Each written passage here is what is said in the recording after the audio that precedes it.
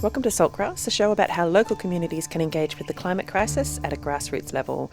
My name is Ali Hanley. We're heading back out to Harcourt this morning to the Harcourt Farming Cooperative, which we've covered in the last couple of episodes. This time we're talking to Tess Sellar. She runs a herd of 10 or so dairy cows and supplies organic milk and yoghurt to our local community, both through a CSA or a community supported agriculture program and also via the local farmers market. So I'm interested in Tess for many reasons, not only because she's part of the cooperative, which is what we've been covering over the last few episodes, but also because her micro dairy is doing some really interesting things on lots of levels. Her milk and yoghurt are organic, local, supplied in returnable glass containers. The calves are allowed to stay with their mums a lot longer than in most conventional dairy farming. You can literally know the names of all of the cows supplying milk in this herd. They're all on her website with very adorable photos and a bit of a life story as well. Tess uses regenerative farming practices, and if you recall from the episode with landowner Katie Finlay just a couple of episodes ago, Tess has been instrumental in helping to build the health of the soil and the pastures and repair degraded land on the property. She's done this both simply by having cows there with their rich compost and also actively working on weed reduction, particularly the gorse. Tess has come from a background of both farming and activism, and in this episode we do get into the nitty-gritty of the ethics of dairy farming with her, and no matter where you sit on the issue, I hope you'll find the conversation interesting. I do also need to give a warning before we start that this episode contains conversation around suicide, so please take care of yourself when listening and seek help if you feel at risk. I've put a link to Lifeline in the episode notes, and if you're listening in Australia, you can call anytime, day or night. The number is 13 11 14, so that's 131114. And of course, I want to acknowledge that Saltgrass is produced on Jarrah country, and the Harcourt Farming Cooperative is also on Jarrah country, which is the home of the Dja Dja Wurrung. They've been zero waste ecosystem guardians and custodians of this land for countless generations, and they continue to lead the way and generously share their wisdom on how to live here better. I give thanks to them and honour elders past and present. Always was and always will be Aboriginal land. Salt. Salt of the earth. Salt. Salt. Salt. Grassroots. Grassroots. Salt of the earth people. Grassroots change. Saltgrass.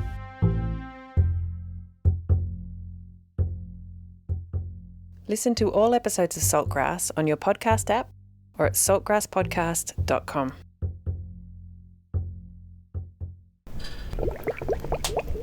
So this was one of those interview experiences that I really enjoy, where I get to be somewhere and do something really different. I drove out to the farm early one morning in late spring in 2022, and I joined Tess for a milking session. I got there at about 7 a.m. and she was already out there, and I could tell that she was there because her car was there. And other times I visited the farm, the various farmers have been easy to find, but with Tess, with her mobile milking parlour, you just don't know where she's going to be. So I had to listen for all the mooing, and I was able to follow the moos to where she and her cows were. She was already mid-milk when I got to her, and we spent some time with the cows, and Tess gave me some 101 safety tips about being around them. And I got to meet the calves, who hang out in a little pen next to the milking station while their mums get milked, and they do rejoin her once the morning milking has been done. Tess practices what is called calf at foot, which, as mentioned before, allows the calves to stay a lot longer with their mums. And if you're interested in this as a topic, you can read more about that and various other choices Tess has made on her website. She's really transparent about her practices, and I appreciate that a lot as well.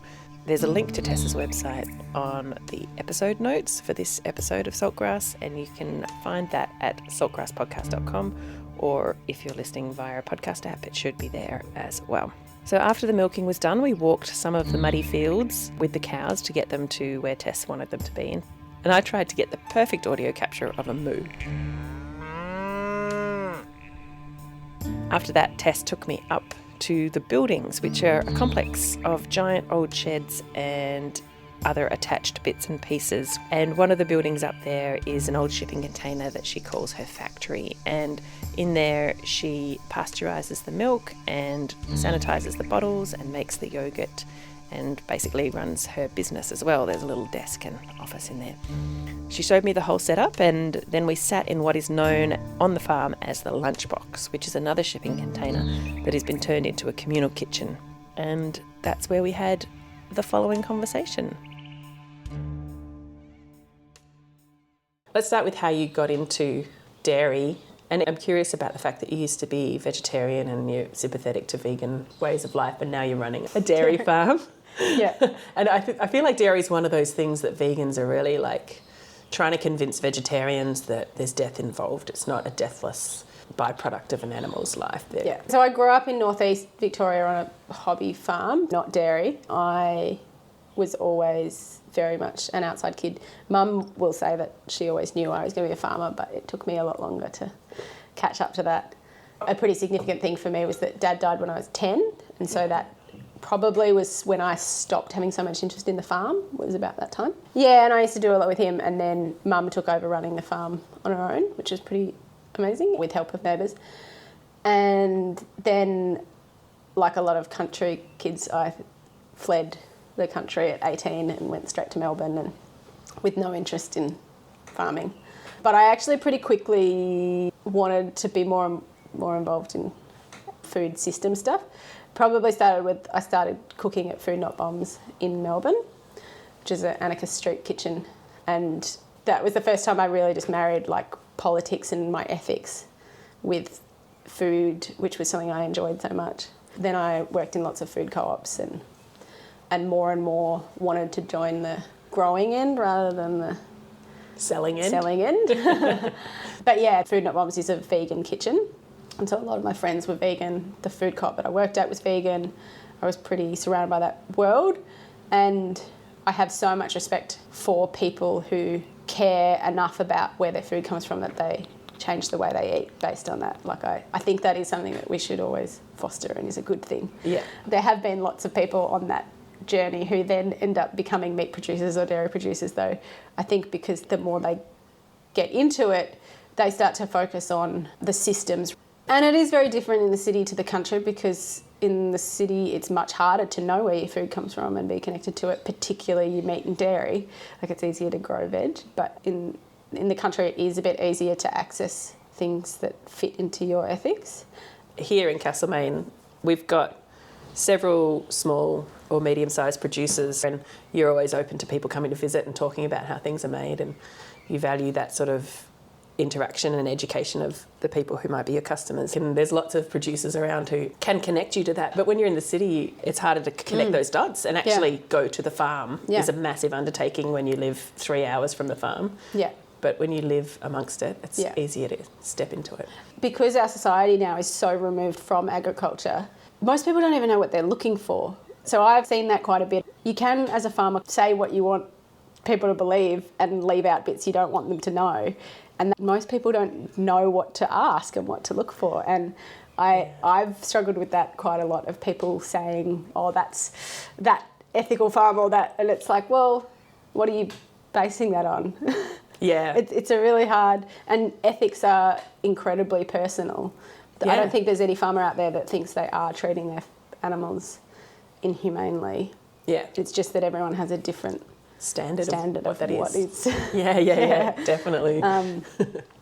But so then from Melbourne, once I decided that I wanted to get into farming and I wanted to work with animals, dairy is the most intimate way of working with animals, and it seemed like the industry was just being hit on every front so hard, and it seemed like a broken industry that I was really curious as to whether things could be done any differently. What were you seeing that made you think that? Like through co-ops and sourcing food, I just was hearing more and more stories about dairy farmers folding. Is that similar to, like, I know Katie talks about the orchard industry, what used to be a diversity of many small players, gradually they get bought out and out-competed by the really big players. And where the average herd size was 60 is now 250 or something like that. Yeah, right. It's definitely a get big and get out. And it gets smashed from every, it's criticised for how it does it, but then it's pushed to do it so cheaply that it doesn't really have much choice of how it does it. And yeah, I think that's a really interesting conundrum, isn't it? Because there's a sort of a human right. Everyone deserves to have milk it's a staple, like bread. It's like if people can't afford milk, it's a problem. And, you know, even politicians are asked on the spot, like, how much is a litre of milk these days, as if that's your test of how in touch with the people you are. It's so fundamental to our Western way of living. Funny, because obviously Indigenous people had zero milk. Yeah. You can't milk a kangaroo. No. I'm not 100% sure on the statistics, but I think it's the worst hit mental health sector as well. Suicides in dairy farmers specifically, particularly at certain times, like when Murray Goulburn collapsed during droughts, is really high. We bought some of our equipment off a farm that the farmer had suicided. We were building the factory at the time, and it was, particularly for Ollie, it was quite traumatic of like, why are we getting into this industry? It happened because he was so broke and he saw no out. And the guy who actually sold us the equipment was telling us they were just sharing casual stories about all the dairy farmers they knew that had suicided. And the one then that hit me was they said that the tanker drivers get training in suicide because they might show up to collect the milk and there's a farmer that's often where they do it. Wow. And also they're the ones that have more insight into how the business is going than anyone else. And so they might see signs in advance and things like that. Yeah, they'll see the farmer each week. It's just like, how is there an industry that exists where the person that collects the product has to have that? So that was part of me wanting to get into dairy. I then got an internship at Holy Goat because it's a pretty hard industry to get into if you aren't born into it. That internship was incredible, and then I went on to work there for another 5 years and still have a very close connection with them. And so Holy Goat have milking herds? Yep. And they create cheeses and milks and mostly cheeses? Just cheese, yeah. Just cheese. Yeah. And that's the thing with goat is that because you're getting such smaller litrage, I would say that it's probably impossible to make it financially viable off just selling milk. And so that was why when I wanted to start my own, went into cows, was that from my background, food accessibility was always a key component for me. And I wanted to be doing that base level product and offering that rather than the more luxury product, which there's a space for and I really respect, but that wasn't where I wanted to put my long-term energy. Yeah. Yeah. I mean, I definitely love my goat's cheese. It's not a staple, it's a luxury product, You're right, yeah. So you wanted to be able to provide that real staple but good quality and local. Yeah, and in dairy, a lot of the newcomers to dairy, like a lot of the small-scale people that are doing really great dairy are doing cheese because that's the most financially viable way of doing it, and it's a bit more exciting, a bit more prestige. So it's easier to access good dairy cheese locally, I think, in Australia than at most places you can't access local milk, which is the thing that people drink every day. Isn't it interesting? And I think that also the shelf life of cheese means that there's less risk of not selling at all or ending up with too much that you can't offload. Yeah. And so how did you start? So Carla and Anne-Marie at Holy Goat were obviously huge mentors, and I had that beautiful transition of work. Up until I started selling, I was still doing a couple of milkings there per week. And I'd formed this idea that I wanted to run this small herd of about 10 cows and be doing milk. And I'd learnt from other people in the industry that yoghurt was an awesome thing to do because you basically can charge double the price of milk for not much more work. So it's a great one to make your business financially viable. And my business wouldn't be financially viable on just milk. I'm dependent on that yoghurt sales. And then I met Katie. I was chatting to her at a Food Hubs conference in Bendigo. Gung Ho was already here at that point. She'd put the word out that she was interested in other small young producers coming on board, and I at that point was ready to jump. Actually, it was the morning that she said that I had a bit of a breakdown of like, what am I doing? When am I going to take this jump? When is it going to stop being this future fantasy? And then from that moment, everything kind of... And then she made that announcement and you were like, oh, okay, answer given. And you were also friends with Mel for quite some years, weren't you? So you had a connection there as well. Yeah. And then from there, once I'd decided that I was going to do that and I'd arranged that I was going to come here, I took 6 months off and I went on a sabbatical up and down the East Coast working at other dairies because I knew that once I got my own animals, I wasn't going anywhere for quite a long time. All farming's quite isolating, but it's really important to build those networks and have people you can call on. And it's really valuable to see other people's mistakes and suggestions and successes. So I picked dairies that ticked a box of something that I wanted to do, whether it was calf at foot or returnable glass or small herd or organic or... You've ended up doing all of that? Yeah. Yeah. And that was amazing. And people were so generous. I'm so grateful. When we left Harcourt Farm, actually, we were saying thank you, and Heidi said, it's all right, just pay it forward. And so I hold that very true now in terms of helping other people in the industry. I'm very open to, if people want to do something similar, them coming in.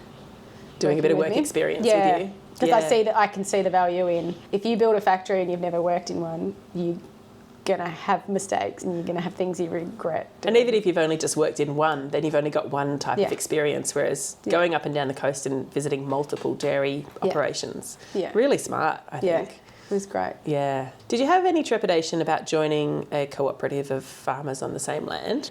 Not at the time. No, and not that I do now, but... And I guess you'd had a lot of experience with co-ops in Melbourne and in your earlier years. Yeah. Yeah. Yeah. But I'm more of an animal person than a people person.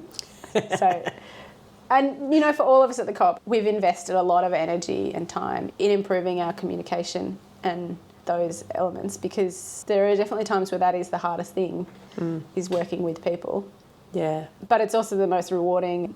I was looking at you this morning as I observed you doing the milk, and every morning at 7 a.m. alone with the cows for a couple of hours, and then all of your work in there and everything else. It's very solitary, and if you didn't have other people to share the land with, you can see why people would get really isolated and in their own head. And it's the highs and lows that you want people around for, like, you know, the celebrations here and the fact that we have a shared meal with a rotating roster every Thursday, and we have morning tea together on Monday, and just things like that. You wouldn't get if you just had your own land. Totally. Yeah. So it brings joy and breaks up the time, but it's also when things are really hard, even though we're running different businesses with different risks and problems, to be able to have someone on site that you can say, this is really shit. I'm really struggling with this. And that they kind of get, and they're there, is huge. And even just physical also, like that, you know, if I physically am in emergency and need someone to help me, that there's someone there. I had a cow down once. I arrived in the morning and she had milk fever and she was contorted and not far off death. But the fact that I could call Ant quickly and say, can you just help me move her? Because there's no way I could have done it on my own. That was Ginger. You saw her today. She's fine. Yeah, wow. But if I'd actually been on my own, it would have been much harder. Yeah, because how much does a full-grown milking cow weigh? Ginger would be 600, 650 kilograms. Yes. Yeah, wow. That's a lot. That's half a tonne. Yeah, and my partner Ollie, he helps out with a lot, but he's usually at home, so that's a half-hour drive. I avoid getting him in to just help me move something. Yeah. And also, like you were saying, one of the cows gave you a black eye recently. Like, if a cow had knocked you out, it's nice to know there are people around. Totally. Yeah. Yeah, and we do try and always have, like, particularly in summer, a rule of everyone has their phone on for snakes and bushfires. Yeah. Hey, you didn't show up for morning tea. Yeah. And part of our bushfire plan is anytime there's any local alert that we check in with everyone that's on farm and make sure we know who's here and that they know what's going on. And yeah, cool. And so how did you get your first cows? So there was a local guy who was milking a cow, and I knew that he wanted to stop milking and that he was going to sell her, and I met him. And then I went on my sabbatical, and I was up in Kiama, and so many of the farms that I worked on, very quickly they were like, oh, you've got to go and meet this old lady. And so often there'd be this sort of 80-year-old lady down the road milking 5 jerseys or 10 jerseys. And by still hand? Not by hand, but still pretty old school. Sometimes they weren't even selling it anymore. Yeah. And every time that's where I got sent. And there was this one old lady up in Robertson, and she was just beautiful, and she had some beautiful cows. And I was telling her about this cow back here, and I was saying, oh, she's such a beautiful nature, but I'm just not ready. And she said, if she's a beautiful natured cow, that is the most important thing for your first. So a cow that you can work with well and that will set the energy of the herd. And she was right. And so that afternoon I called and bought Berta. And is that the black one? Yeah. Yeah. And so the man who had her also then got her in calf for me and held on to her until I got back from my sabbatical. Good on him. How nice. And sold the milking machine with her, and he's been such a support, an amazing support ever since. He's been really... So you call him for some advice sometimes? Yeah. And we've just worked with him a bit. But it was the first time we turned the milking machine on. Before we looked up, Berta had walked over and was standing there because she just knew the noise. It was great. Because she'd had the same milking machine with him, yeah. And she was so patient with us because that first period was chaos. Berta calved in the May, and our aim was that we were going to have the factory up and running pretty soon after that. But it was 18 months later that the factory was selling. So for 18 months I was making 20 litres of cheese every night once I got home from here, and I became the world's most resentful cheesemaker. I never would have planned it that way, but it actually was really good because I'm so grateful that I could focus on the land and animal systems before I had to think about the production and customer systems, because they're all huge. Like, there's a reason why the industry has split for most people, because they're kind of two full-time jobs. Yeah, so you have the people who run the side. cows, and then you have the people who sell the milk. Yeah. And so most dairy farmers would sell raw milk to the person who would... The company that would then take it and pasteurise it and package it and sell it. Yeah. And so I learned a lot of hard lessons about farming in that 18 months that I'm so glad I wasn't fronting up at market and having to... Crying into the milk. Yeah. Pretty much. Yeah. But, you know, we could have only done that we were very privileged in our financial position that we don't have a big mortgage, and I didn't go into debt. And I was just about to ask how you could have 18 months of not producing stuff, but you still paying all the costs of running the farm. Yeah. Yeah. Yeah, it's a lot. Did you keep another job on the side? So I still milking at Holy Goat. By training, I'm a graphic artist, so I've never worked full-time doing that. I've only ever done it freelance. I always have worked with sort of not-for-profits in the environmental or social justice movement. Yeah. And I do that as much as I ever did. That's what paid for the factory, for the business, and that's what keeps me afloat. And you still do some graphic design stuff. Yeah, great. It's the perfect complement because on a day when it's raining, I can just be sitting in here on my computer and... Yeah, great. And so tell me what the process is with a day of milking. You were laughing before because a lot of people think you just milk the cows in the morning and then that's it. Yeah. That was one of the things that I took starting my own business, is that I never wanted to work in the dark again. I am in a position where I can do that because I milk once a day. Most dairy is milking twice a day. And when you milk twice a day, you want to keep the milkings as far apart as possible for the health of the udder, so that it's not like it gets really full at one point and then it's not. So you do a strict 12-hour kind of... Yeah, so most dairies don't do 12 hours, but they're doing as close to that as possible, which either means you're milking at 5 in the morning or you're milking at 8 at night. And that's why people milk in the dark. But because I milk once a day, I don't have to do that. I can actually pick when I milk. I'm still a morning person, so I didn't want to make it late, but I try and avoid driving in the dark because I've got a half-hour commute to get here and there's lots of kangaroos, and I'd just rather not have that. So in the summer, I'm milking about 7, and it'll probably get to, on hot days, it'll get to about 6:30, and then in winter, I'm not going out till 8. So you just gradually transition to the herd to a later... Yeah, although for them, they don't run off the clock, they run off the sun, so it's actually... Yeah, daylight savings and things would just... It's more natural to them than... Yeah. It's me that's transitioning. So I milk, and then 3 days a week I pasteurise and bottle milk. So I do 2 days worth at a time, and that takes till about 2 o'clock in the afternoon. So it's all automatic, so it'll come to 63, hold for 30 minutes, and then chill back down to 5. Okay. And then 1 day a week I do yoghurt, so that's bringing it to 80, holding it for 5, bringing it back to 40, culturing it, and then putting it in the incubator. And then I come back at 9 o'clock that night and make sure the pH is right and take it out. So that's a long day. Yeah, although there's 8 hours where I'm not doing anything in there. There's lots of other jobs, like I still go and chaff over at Holy Goat, and I do markets on Wednesday sometimes, and Friday mornings I have off, so I just come in the afternoon on Fridays. I have a relief milker. And then I feed out at sort of 5 o'clock. I put the calves away for the night, give them more paddock. And different times of the year are much more laid back than others. Like when I don't have young calves, there's less work. When I'm not feeding out hay really every couple of days, there's less work. Yeah, the ebbs and flows of the seasons and Yeah. Let's talk about some of the gnarly topics that must come up for you as a dairy farmer. Sure. In terms of how do you manage your herd, the boy cows and too many calves and all of that stuff? So when I got to Holy Goat, I was vegetarian. It was about 2 weeks in, and I was sitting down in the sheds and I had this old goat copper and she was dying in my arms. And I was the one that was like, get the gun.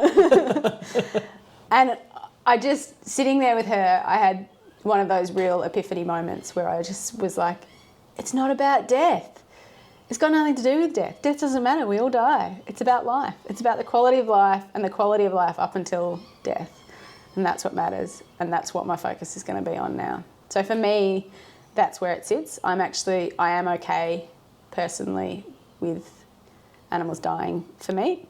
If they're then valued, I'm not into wasting that meat. And my focus is just about that up until that day, I'm giving them respect and the best life with least stress and trauma.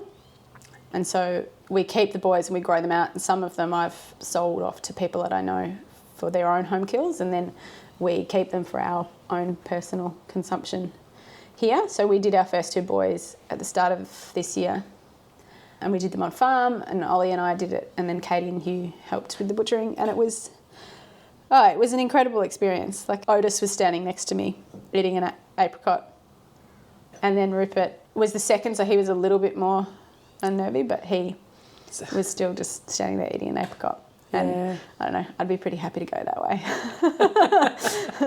Eating an apricot. Eating an apricot on the farm that I've never left with kind of no fear or anything.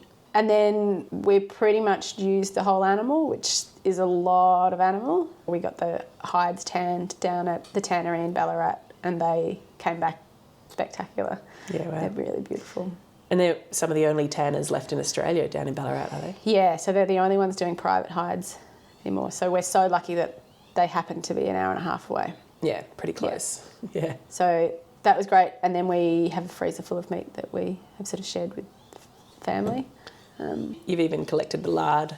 Yeah. Ollie and I just have a pot of fat for deep frying that sits next to the stove. We eat a lot of fat. But yeah, everyone has their own thing that they're comfortable with. I am comfortable with that. Was that a test for you to kill your first 2? Like, were you not sure how it would go for you in terms of how you felt about it? As the time got closer, I was a bit more nervous, but from the moment that I lifted their leg and saw they were a boy, I knew this was their future. And so it certainly wasn't that I was less attached to them. I cared about them equally to what I care about my heifers, but I knew that was their future. Yeah, and I think for me it's really important for that transparency and for people to know what's involved in milk. And that was the other thing, is when I started in dairy, even though I started eating meat pretty quickly, I could relate to vegans far more than vegetarians, because all of a sudden I just was like, there's death in dairy. There's so much death in dairy. Yeah. There are different ways people are trying to manage that. You can have sex semen these days. So if you're doing AI, you know that you're only going to get girls, which means there's no bobby calves. Wow. But then there's another side that would say that that's messing in things that you shouldn't. It's unnatural, yeah. So there's 2 sides to every argument. And so how many calves would you have your herd produce in a year? I'm trying to stretch lactations longer than in most commercial herds, because where the standard is to breed every 12 months, a lot of cows will actually milk longer than that. You've got one who's going on 3 years? Yeah, so Bird is going on 3 years. Goats can go their whole life with just 1 lactation often, and they drop back. And there are lots of reasons for breeding every 12 months, like it freshens up the udder because it gives it a break for 3 months, and you get a higher production for a period, and there's lots of reasons to do it. But the flip side of that is that that's the animal's most vulnerable time, is when she calves and she has a lot of milk. It's when she's most likely to get sick and die. From the birthing process or from infection and... From having such a massive udder and having such a compromised immune system. Yeah. Like everything around that time is just compromising her immune system. But you also have more carbs that way. So for cows that I can stretch it out, most of them are around 18 months that I can stretch it out. I do, which just means I have less carbs. So less to deal with in terms of... Less to deal with and then less questions of, does this go to meat? You know, how do I do with that? Yeah.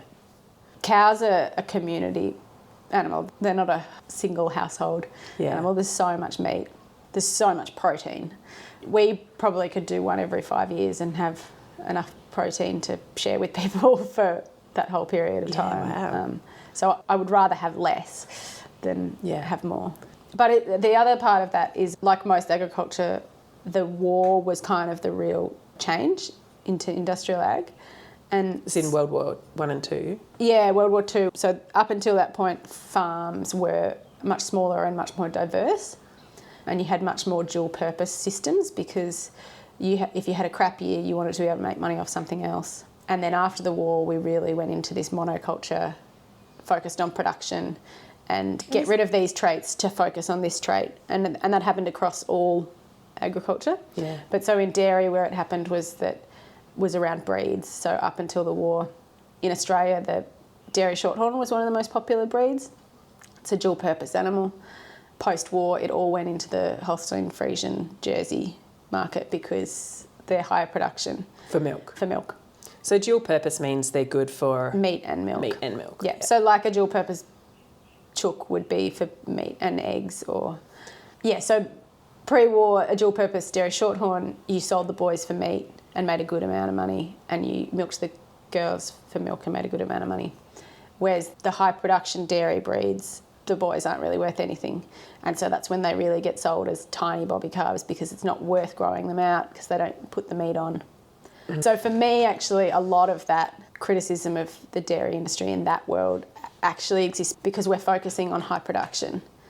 Whereas if we were prepared to take a bit less, then you wouldn't have as much waste in another area of your life. And then so much of the actual beef industry could be the boys from the dairy industry rather than having to be a whole separate industry. I find that so interesting, and I guess when so many men went off to war, farms had to rationalise and become really super efficient because there were less people to run them.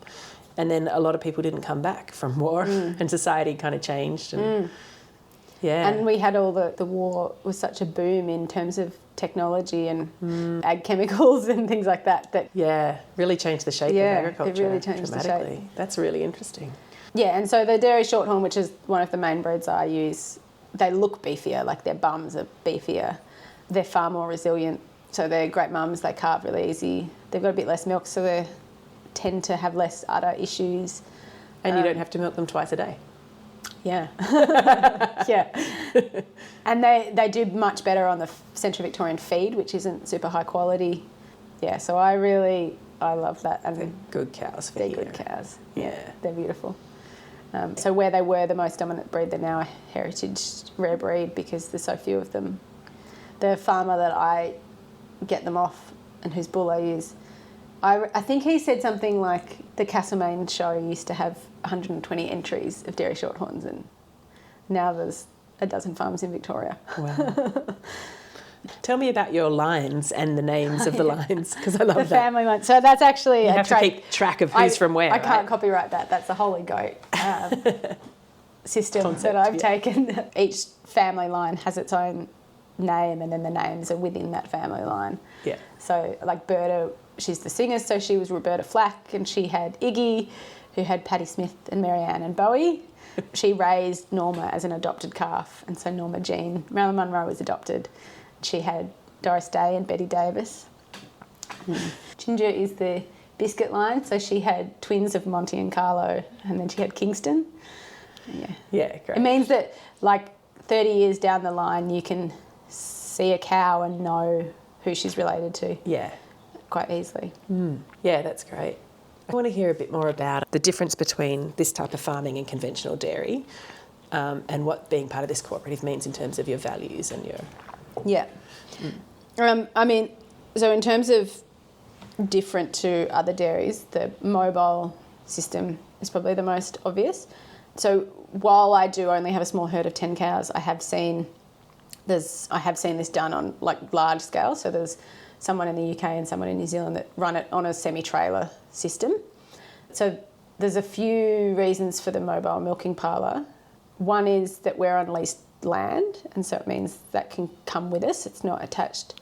So with people coming into small scale ag, dairy is probably the most prohibitive of people getting into because of the cost. So for a factory, most people are looking at least $500,000, and then for their actual milking sheds, they're looking at a few $100,000, and that's all set in the land. Like it's a permanent shed, which means that either if you stop doing dairy, it's worthless. I mean, you can sell bits off, but you're never going to get what you put into it. Or if you sell the property, if the people buying don't want to do dairy, it's not part of the value. So the idea of having it as portable is so we can take it if we can finally end up on a farm that we live on. But also, if something happens and we want to stop doing dairy, we can sell it to someone in WA. Like it's completely saleable. But the other part of it is the environmental one of that in a normal conventional system, you have a human-centric system where you have one shed with all the hot water and everything and the electricity, and the cows come to it and they get milked and then they go back out into the paddock. So from a human point of view, that works really well, having everything centralised. But from a cow's point of view and environmental, they're walking the laneways and the holding yards every day, which means that in summer you end up with a lot of dust and eroded areas, and in winter you end up with really muddy areas that cows are sort of knee deep in mud quite often, which is bad from a hygiene point of view, but also for land health, soil health. And it also is this thing which we're pretty good at of concentrating something until it's the point where it becomes a negative. So, we're so efficient. Oh, now it doesn't work. And now we've got a huge waste problem. It means there's this huge concentration of shit and piss in one area of high nitrogen. An average dairy of 200 cows uses 6,000 litres a day to hose down all the yards and the dairy. And you're then concentrating all that nutrient, having to then hold it in a holding pond and then pump it back out onto the paddocks using fossil fuel at a later date, making sure it doesn't get into water systems, and it becomes a problem. Where actually shit and piss are a really positive thing for the land if they're evenly distributed. So that's the other part of the mobile milking system. So we have a milking parlour that's out in the paddock that moves about once a week with the cows into different paddocks, and we drive to it to milk. And so the cows are always on the paddock. And so my water use is about 30 litres to wash down the system. Obviously, I'm much smaller, so I'm not comparing that to a 250 cow herd, but it's a lot less because you're not hosing out yards. In Europe, they use very similar systems, like when they do the alpage in the mountains. So to get the most out of the spring growth, they take the animals up the mountain progressively over summer. And they start off with an electric mobile milking system, and by the end, they're hand milking and bringing the milk down on donkeys. But they've got lots of mobile milking systems within that. And there's a Ukrainian company, Mototeka, that build very similar to ours, mobile milking systems that we based it on. Ours is the first licensed one in Australia, which is pretty exciting. And Dairy Food Safety they were really good about it. For them, it's just a shed, really. So there's a bunch of standards you have to comply to, obviously. Yeah, so my licence sits both for the factory and the farm sits under Dairy Food Safety Victoria. Where we've differed from a lot of the other systems is most of the other systems we saw have all the washdown and equipment stays on the parlour, whereas for us, because the factory already has hot water and the detergent and the waste system, it made sense to actually bring all the equipment back up here, clean it up here, store it up here. So I think that's why Dairy Food Safety like it so much, because it's not separating that out. Yeah, that stuff's actually coming back up here. Yeah, cool. And so then we drive back up, we plug the battery bank back in, which is what runs the milking equipment, wash everything down up here. And one of the difficult things with it is that you are driving on the paddock, so that's not all positive. There are some negatives. And for this season, it's been really difficult because there's actually very few places I can put the parlour without getting bogged. Because it's so wet. It's so wet. Yeah. Probably one of the farming elements that I love the most about the co-op is is coming back to this where farms used to be diverse, because diversity is always going to be the best thing for land and the natural environment. Nature wants diversity, it doesn't want monocultures. But there has been a benefit to the modern world of specialisation in a way that we can do things better. And that's what I love about the co-op, is that the farm gets the benefit of the diversity, and all of our businesses thrive off the diversity of how they interlink. But I only have to think about dairy. I don't have to think about orchards or market gardens. Yeah. And I think there's a real beauty in that. But it does have its limitations, as I was saying before, of when the cows escape and eat crops or trample crops, or which they did just this week. Yeah. That's where communication is so important, that you need to have good relationships. And that's the real lesson that we have learned, is that these sort of arrangements only work if you have good relationships and you have good, open, transparent communications. They really fall apart really quickly if you don't have that.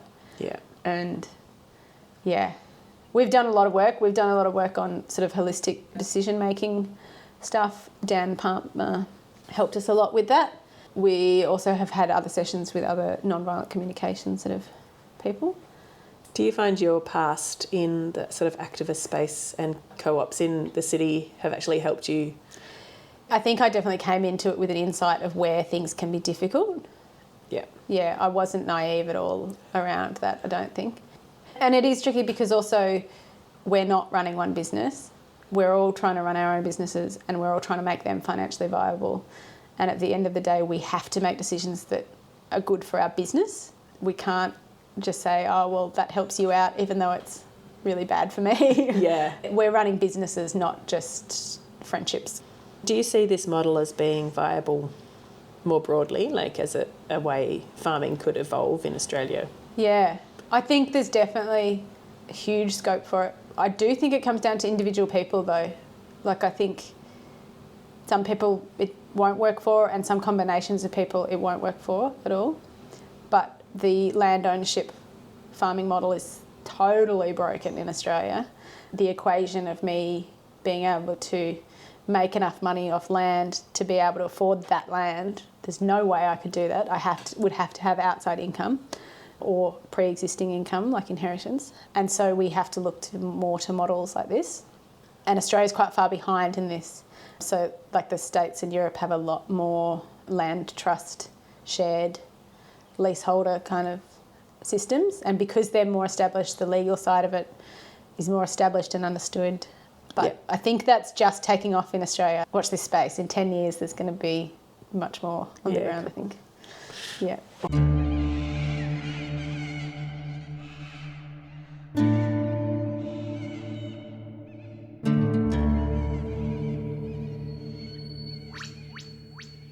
So there you go. That was Tess from Sellar Dairy, one of the members of the Harcourt Farming Cooperative.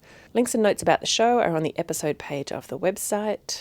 Don't forget to get your Saltgrass ethical t-shirts, hoodies, stickers, posters and more.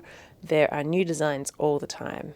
For those of you listening on the radio, please note that you can listen to all episodes of Saltgrass on your preferred podcasting app or at saltgrasspodcast.com. You can follow us on all the socials, and you can subscribe to our email list to get reminders and updates about the show. This program was made possible with support from Main FM and the Community Broadcasting Foundation. Find out more at cbf.org.au.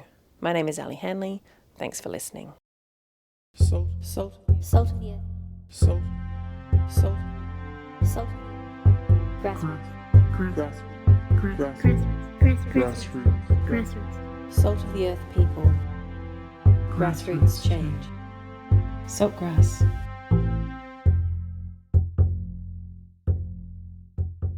Listen to all episodes of Saltgrass on your podcast app or at saltgrasspodcast.com.